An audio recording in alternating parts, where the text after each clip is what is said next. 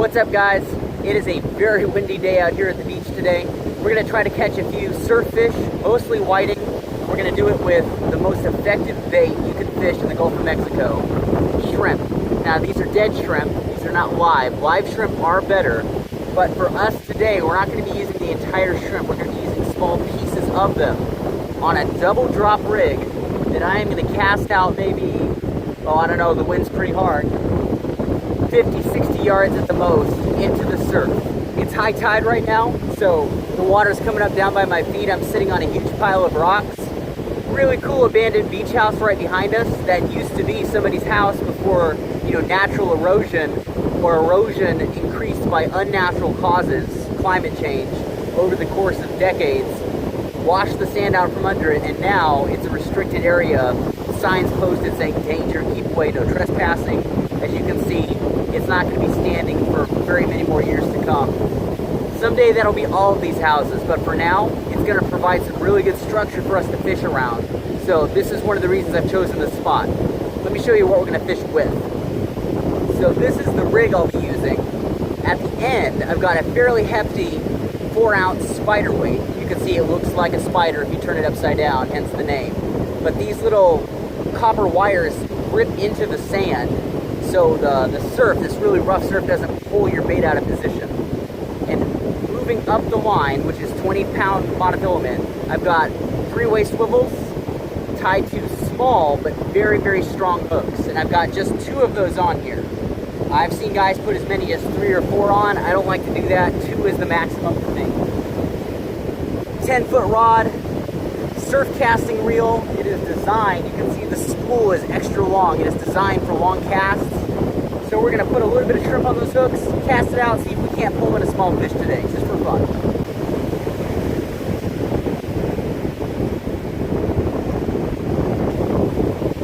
We gotta outrun the water. Woo!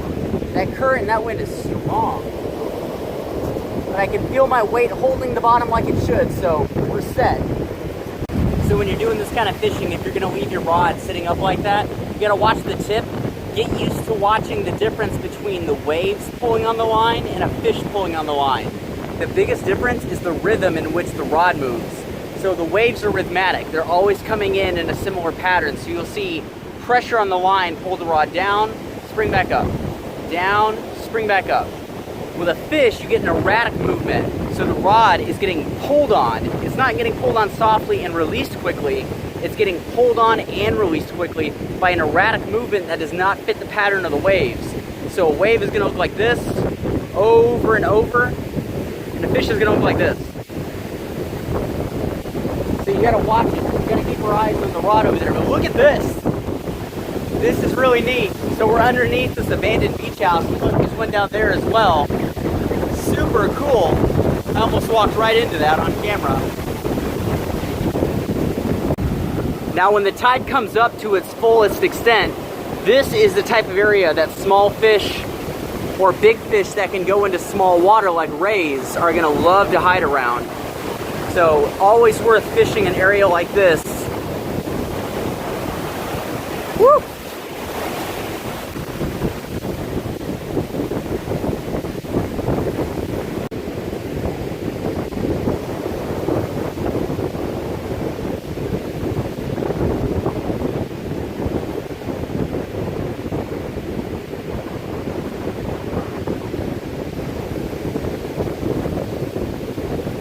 Definitely a fish on.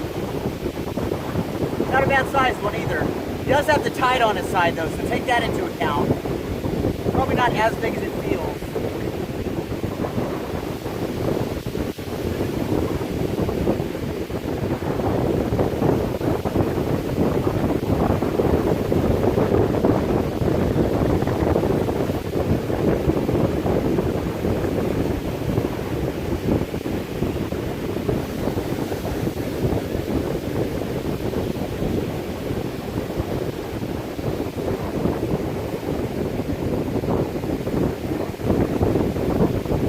Double species hookup, not bad.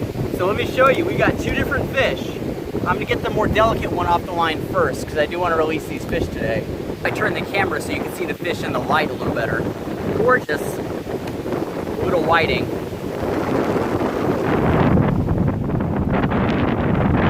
There you go.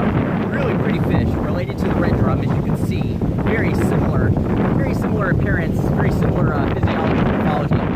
That inferior mouth right there, inferior meaning that the opening underneath the arc of its head, as opposed to something like a bass where you see the mouth curve up. Generally speaking, fish with an inferior mouth are more specialized to feed off the bottom, which is why I knew to catch a whiting on that shrimp. Lovely fish. Can we put him back? Alright, second species that I have to be careful with is a hardhead catfish. Aptly named because it's a very thick, bony skull. A lot of catfish do have that though. This is by far the easiest fish to catch in the surf. Oh, guys, but look at this. We didn't just catch a catfish, we had a 3 species we caught. We had a whiting, a hardhead catfish, and the parasite latched on to his tail. Look at that, guys. At the end of the fish's tail, you can see a parasite, a sea louse, latched on that has been feeding on the blood and, fluids of this fish. Really interesting, and you see these from time to time. I find they are very, very common close to these jetties. I don't know why that is, but I find them on fish in this area much more than out further down towards Galveston, where you don't have jetties until you reach Galveston Island. That is a really weird looking creature. Really, really weird looking creature.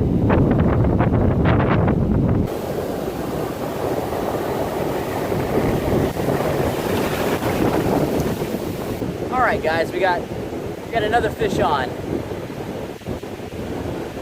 Probably one of the same 2 species we've had already.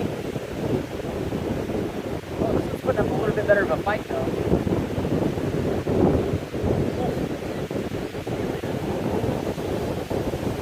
Could be a lot of factors involved. It could have been that I let the lead sink into the sand. It could be this is a bigger fish.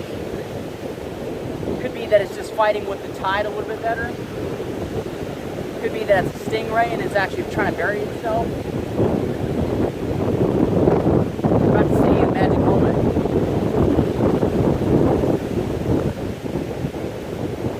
As I thought.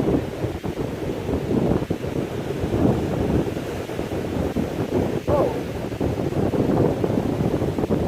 It is the same species and it is a bigger fish. This is a fair-sized hardhead.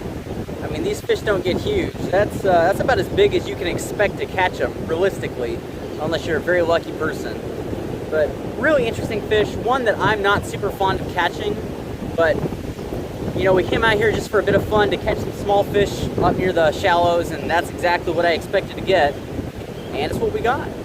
They're cool fish. They're the most abundant fish in the surf. These or whiting. These are definitely the most aggressive predator in the surf. So you will catch these virtually every time you go out fishing with a bait small enough to fit in this mouth. Nope, you just spit a bit of water out there. A really hardy species. They can be kept out of water for a long time, but we're not going to do that. You got to be careful. Just like a lot of catfish, dorsal spine and the pectoral fins. You'll notice the grip I'm using right here is carefully chosen. They are incredibly sharp, and they will stab into you and occasionally get stuck, which is something that has happened to me before. I actually got stabbed by a hardhead once right here in my thigh, and it was stuck in my thigh for about a minute, which is a long time to have a thrashing animal with a spine stuck into your leg.